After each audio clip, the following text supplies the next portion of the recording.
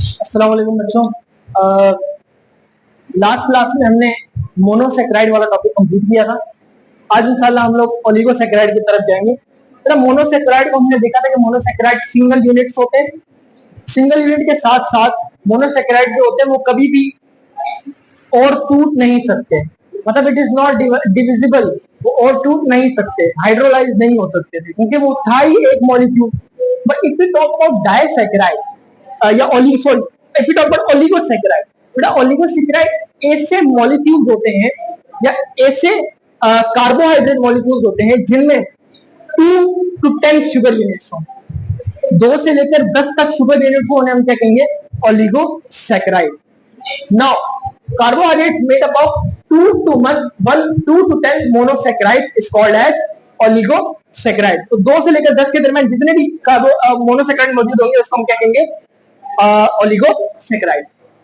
अब अगर हम ओलिगोसेक्राइड की प्रॉपर्टीज की तरफ जाएं तो बेटा हमने देखा था पिछली क्लास में मोनोसेक्राइड जो होते हैं वो मोस्ट स्वीटर होते हैं। सबसे ज्यादा स्वीटर जो है वो मोनोसेक्राइड होते हैं। अगर हम बात करें ओलिगोसेक्राइड की तो ये स्वीटनेस के हिसाब से मोनोसेक्राइड से तो कम होगा, लेकिन अगले जो पॉलीसेक्राइड आएंगे उनसे क्या होगा? ये ज्यादा। So it is less sweeter than monosaccharide and more sweeter than polysaccharide. मैं आपको पहले ही बताया था मोनोसेक्राइड से पॉलीसेक्राइड की तरफ जब आप जाओगे तो क्या होगा बेटा? तो स्वीटनेस डिक्रीज होगी।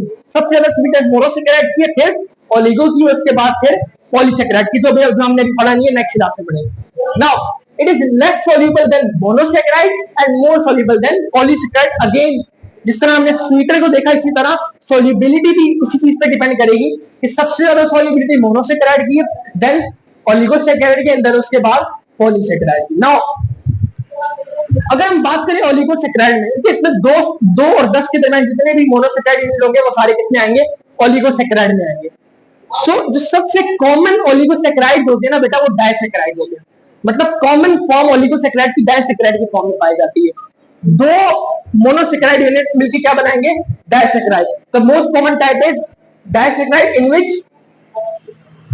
which 2 monomers, in which 2 monomers are joined by glycosidic linkage या glycosidic bond। सो डाइसेक्राइड है वो ओलिगोसेक्राइड की सबसे मोस्ट कॉमन टाइप है। हमारी नेचर में पाए जाने वाले डाइसेक्राइड सबसे ज्यादा, मतलब ओलिगोसेक्राइड की क्लास में सबसे ज्यादा पाए जाते हैं। It is most common. और इसमें होता क्या है? डाई से पता चला, डाई से मुराद क्या है बेटा? Di means 2। So it disaccharide means 2 sugar units मिलकर क्या बनाते हैं? एक डाइसेक्राइड। अच्छा, अब अगर हम बात करें बेटा डाइसेक्राइड को हम फर्दर क्लासिफाई करते हैं 2 टाइप्स में, on the basis of oxidising and reducing property, या आप कह सकते हो रिड्यूसिंग प्रॉपर्टी। अच्छा, सबसे पहले आपको ये पता होना चाहिए कि रिडक्शन और ऑक्सीडेशन क्या होता है। बेटा ऑक्सीडेशन क्या होता है? किसी भी एटम में से अगर इलेक्ट्रॉन रिमूव हो जाए उसे आप क्या कहते हो? ऑक्सीडेशन। और किसी भी एटम में से अगर इलेक्ट्रॉन गेन हो जाए, अगर उसके अंदर इलेक्ट्रॉन गेन हो जाए तो उसे आप क्या कहोगे? Reduction. So oxidation and reduction are 2 opposite processes. और इन ऑक्सीडेशन क्या होता है हमारे पास? जिसमें इलेक्ट्रॉन का सो हमने देखा था रिड्यूसिंग और नॉन रिड्यूसिंग शुगर बेटा किस बेसिस पे हम डिवाइड करते हैं? On the basis of reduction. जो दूसरी सब्सटेंसेस को रिड्यूस करेंगे उसे कहेंगे रिड्यूसिंग शुगर, और जो दूसरे सब्सटेंसेस को रिड्यूस नहीं कर सकेंगे उसे हम कहेंगे नॉन रिड्यूसिंग शुगर। अगर हम बात करें रिड्यूसिंग शुगर की, it is any carbohydrate which is capable of being oxidised और being able to reduce other substances. दोनों का मतलब एक ही है कि कोई भी ऐसा कार्बोहाइड्रेट जो खुद क्या हो? ऑक्सीडाइज, और दूसरे सब्सटेंसेस को क्या करे बेटा? रिड्यूस, उसे हम क्या कहेंगे? उसे हम कहेंगे रिड्यूसिंग शुगर। सो अब ये रिड्यूसिंग और नॉन रिड्यूसिंग शुगर डिसाइड कौन करेगा? बेटा असल में जो कार्बोहाइड्रेट का जो स्ट्रक्चर होता है उसमें एक प्रॉपर्टी होती है, वो ये होती है कि एल्डिहाइड और कीटोन अगर फ्री हो तो ऐसी शुगर होगी रिड्यूसिंग शुगर, और अगर एल्डिहाइड और कीटोन फ्री नहीं हो तो वो क्या होगी? Non reducing sugar. Now free का मतलब क्या है? बट फ्री का मतलब ये है कि वो कोई बॉन्ड ना बना रहे हो। देखो अगर तो एल्डिहाइड और कीटोन किसी दूसरे सब्सटेंस के साथ बॉन्ड बना रहे तो ये कभी भी फ्री एल्डिहाइड या फ्री कीटोन नहीं कहलाएगा, तो ये कभी भी रिड्यूसिंग शुगर नहीं हो सकता। लेकिन अगर कोई एल्डिहाइड और कीटोन फ्री है, मतलब वो बॉन्डिंग में पार्टिसिपेट नहीं कर पा रहा, तो उसे आप क्या कहोगे? कि this is what we called as reducing sugar.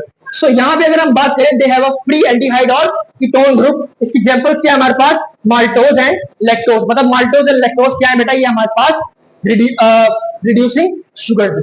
Now अगर हम मॉलिक्यूलर स्ट्रक्चर पे जाएं तो बेटा अगर आप दो ग्लूकोज के मॉलिक्यूल्स लो, कितने, दो ग्लूकोज के मॉलिक्यूल्स लो, ग्लूकोज के मॉलिक्यूल के स्ट्रक्चर में आप लोगों को पहले भी बताया था बेटा, it is a 6 membered ring, जिसके अंदर हमारे पास 6 कार्बन मौजूद होते हैं और हमारे पास बीच में जो लिंकेज होती है वो हमारे पास कौन सी लिंकेज होती है बेटा, it is what we called as ester. तो बेटा हमने देखा था कि रिडक्शन और ऑक्सीडेशन की स्पेसिफिकली रिडक्शन की बेसिस में हम शुगर्स को दो टाइप्स में क्लासिफाई करते हैं, reducing sugar and other one is non reducing sugar. So अगर हम बात करें रिड्यूसिंग शुगर की तो ये क्या होगा, ये दूसरे सब्सटेंस को क्या करेगा, रिड्यूस करेगा और खुद क्या होगा, oxidise. If we talk about non reducing sugar, ये दूसरे सब्सटेंस को रिड्यूस नहीं कर सकता। सो अभी हम रिड्यूसिंग शुगर को डिटेल में पढ़ेंगे। It is any carbohydrate which is capable of being oxidised और be able to reduce other substances. मतलब ये खुद क्या होगा बेटा, ऑक्सीडाइज होगा और दूसरे सब्सटेंस को क्या करेगा, रिड्यूस करेगा। अब ये इसकी प्रॉपर्टी है रिड्यूस करने की, ये असल में डिपेंड करती है फ्री एल्डिहाइड और कीटोन ग्रुप पे। बेटा अगर किसी भी कार्बोहाइड्रेट मॉलिक्यूल के पास फ्री एल्डिहाइड और फ्री कीटोनिक ग्रुप है तो वो कहलाएगा रिड्यूसिंग शुगर, क्योंकि वो क्या कर सकता है, दूसरे के साथ बॉन्ड, दूसरे के साथ इलेक्ट्रॉन की शेयरिंग कर सकता है। लेकिन अगर हम बात करें नॉन रिड्यूसिंग शुगर की, ये जो है हमारे पास, इसके पास कोई फ्री एल्डिहाइड, कोई फ्री कीटोनिक ग्रुप नहीं होता ना। जब मैं फ्री की बात कर रहा हूं इसका मतलब ये है कि किसी के साथ बॉन्ड नहीं बना रहा, मतलब एल्डिहाइड और कीटोनिक ग्रुप किसी भी अगले सब्सटेंस के साथ बॉन्ड नहीं बना पा रहे। अगर हम मॉलिक्यूलर स्ट्रक्चर की बात करें तो बेटा अगर हम, क्योंकि इसकी एग्जांपल में क्या क्या आता है, माल्टोज और लैक्टोज। अभी हम माल्टोज के स्ट्रक्चर की बात करते हैं माल्टोज बनता कैसे। बेटा माल्टोज बनता है दो ग्लूकोज के मॉलिक्यूल से। अगर दो ग्लूकोज के मॉलिक्यूल आपस में कंबाइन हो गए तो क्या बनेगा, हमारे पास एक माल्टोज बनेगा। तो ये जो दो ग्लूकोज के मॉलिक्यूल है, we know that glucose is a 6 membered ring, it is a pyranose structure जिसके अंदर 6 कार्बन मौजूद होते हैं। अच्छा, और इसी के साथ साथ it is a polyhydroxy. Polyhydroxy से मुराद ये कि हाइड्रोक्सिल जो फंक्शनल ग्रुप है वो बहुत ज्यादा प्रेजेंट होंगे। We can see that OH OH OH OH and OH, so many OH are present in a single glucose molecule. अच्छा, अगर हम बात करें कि दो ग्लूकोज के मॉलिक्यूल आपस में कंबाइन करना है तो ये किस प्रोसेस के जरिए कंबाइन करेंगे, याद करो हमने एक प्रोसेस पढ़ा था, कंडेंसेशन। कंडेंसेशन एक ऐसा प्रोसेस होता है जिसमें दो छोटे मॉलिक्यूल मिलकर क्या बनाते हैं, एक बड़ा molecule. So this is a monosaccharide, this is also a monosaccharide, और ये क्या है, एक हेक्सोज मोनोसेकेराइड। दोनों मोनोसेकेराइड मिलेंगे तो क्या बनेगा, एक disaccharide. So two monosaccharide combined to form a disaccharide which is a maltose. So दो ग्लूकोज के मॉलिक्यूल मिलेंगे, कैसे मिलेंगे बेटा, एक में से OH आएगा, दूसरे में से क्या आएगा, H, और क्या हो जाएगा, वाटर रिलीज होगा, और ये जो O होगा ये बीच में क्या हो जाएगा, लिंकेज बना लेगा। इस लिंकेज को आप क्या कहोगे बेटा, ग्लाइकोसिडिक लिंकेज। लिंकेज को आप क्या कहोगे, ग्लाइकोसिडिक लिंकेज। अब यहां पे एक बात गौर करने वाली है बेटा, अगर मैं आपसे एक सवाल पूछूं कि ग्लूकोज के अंदर जो एल्डिहाइडिक ग्रुप था वो किस कार्बन पे मौजूद था, अगर आप याद करो तो बेटा ग्लूकोज के अंदर एल्डिहाइडिक ग्रुप मौजूद होता है फर्स्ट कार्बन में। अगर आपको एल्डिहाइडिक ग्रुप याद नहीं आ रहा तो मैं याद दिलाया तो, एल्डिहाइड क्या होता है बेटा, कार्बन, डबल बॉन्ड, ऑक्सीजन, और एक साइड पे क्या होता है, हाइड्रोजन, एक साइड पे क्या होता है, कार्बन। ये वाला जो एल्डिहाइडिक ग्रुप था ये ग्लूकोज के केस में फर्स्ट कार्बन पे होता था। इसका मतलब ये है यहां पे क्या है हमारे पास, एल्डिहाइडिक ग्रुप, ये फर्स्ट कार्बन है, second carbon, third carbon, fourth carbon, fifth carbon, and this one is sixth carbon. So first carbon पे हमारे पास क्या मौजूद है, एल्डिहाइडिक ग्रुप मौजूद है। दोनों ग्लूकोज के मॉलिक्यूल है, दोनों के एल्डिहाइडिक ग्रुप क्या मौजूद होंगे, फर्स्ट कार्बन पे। जब दोनों मिलेंगे, बेटा मुझे एक बात बताओ, इस कार्बन का कौन सा, सॉरी इस ग्लूकोज का कौन सा कार्बन जो है इस ग्लूकोज के साथ मिल रहा है, फर्स्ट कार्बन, और इस ग्लूकोज का कौन सा कार्बन है, चौथा carbon. So first carbon of one glucose and fourth carbon of another glucose combined to form a molecule called as maltose. अब देखो, अगर ये 1 और 4 कार्बन के दरमियान बन रहा है, इसका मतलब ये है कि हम इस लिंकेज को क्या नाम देंगे, 1,4 ग्लाइकोसिडिक लिंकेज। तो मैं इसका नाम यहां पे लिख देता हूं, बड़ा इसको क्या कहेंगे, 1,4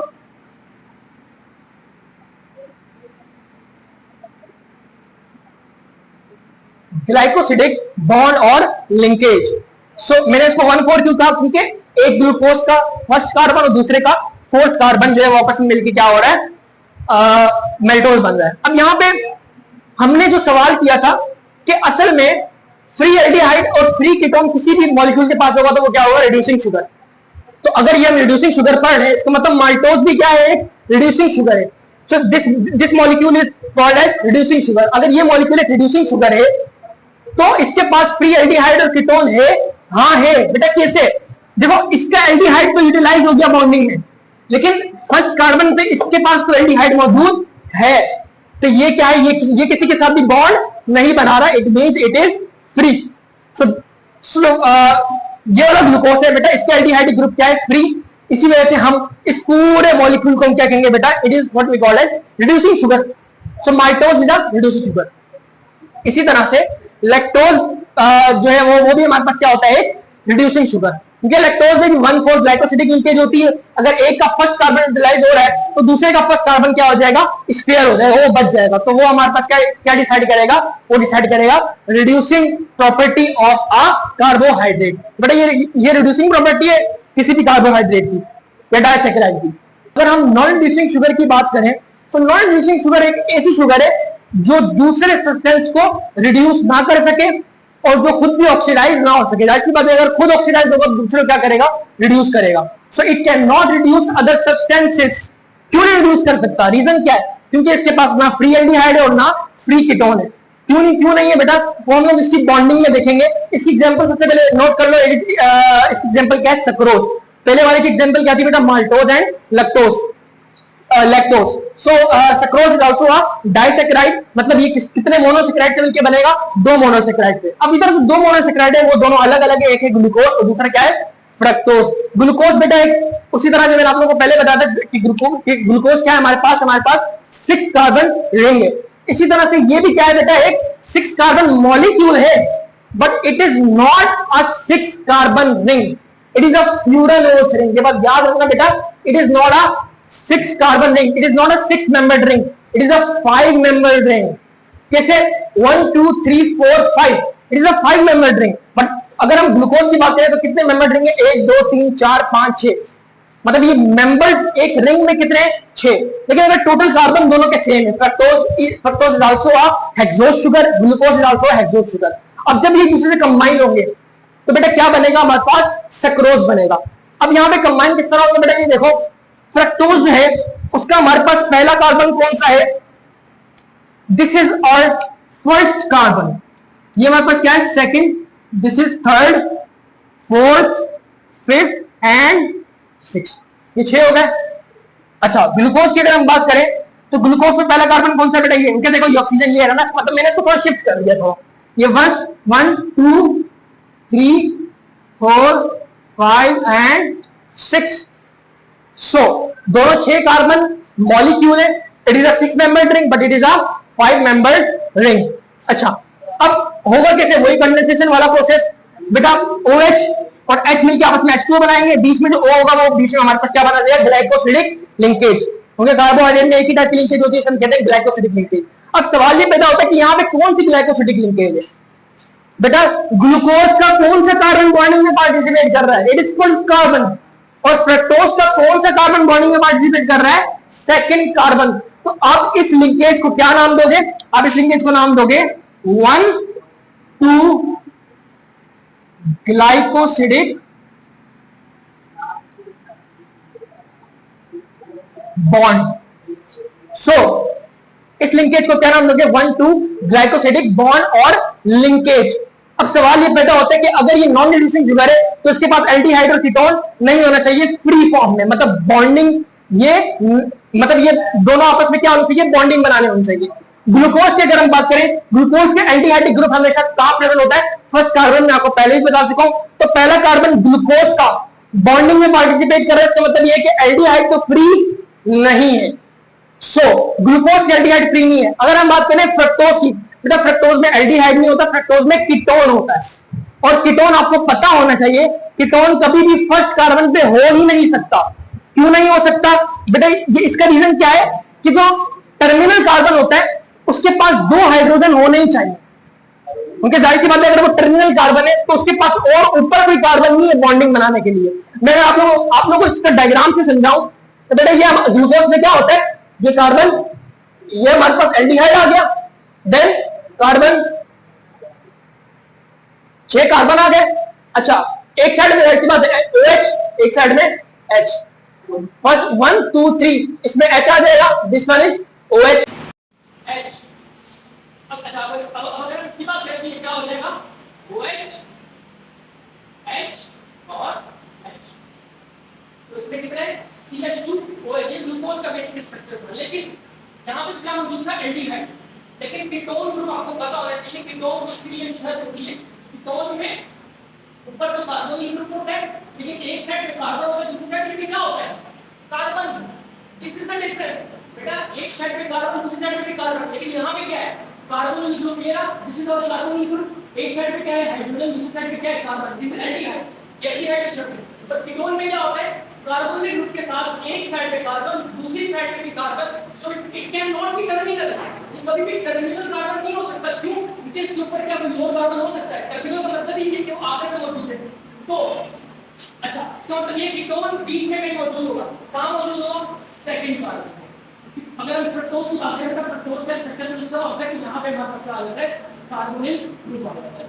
इसको ऐसे बात देखो OH नाम दोगे, this is H and this is H, ये फ्रक्टोज का बेसिक स्ट्रक्चर है, linear structure. So second carbon पे क्या है हमारे पास कीटोनिक ग्रुप, और यहाँ पे कीटोन क्या कर रहा है पार्टिसिपेट, इसके सेकंड कार्बन क्या कर रहा है यहाँ पे फ्रक्टोज का पार्टिसिपेट कर रहा है इन बॉन्डिंग। सो कीटोन भी पार्टिसिपेट कर रहा है, इसका एल्डिहाइड भी पार्टिसिपेट कर रहा है। इसका मतलब ये है कि it is a non reducing sugar because it has no free aldehyde and no free ketone, right. आज जो है हम लोग यहीं तक रखते हैं, रिड्यूसिंग नॉन रिड्यूसिंग शुगर तक। इंशाल्लाह नेक्स्ट क्लास में हम लोग पॉलीसेकेराइड का जाएंगे अपना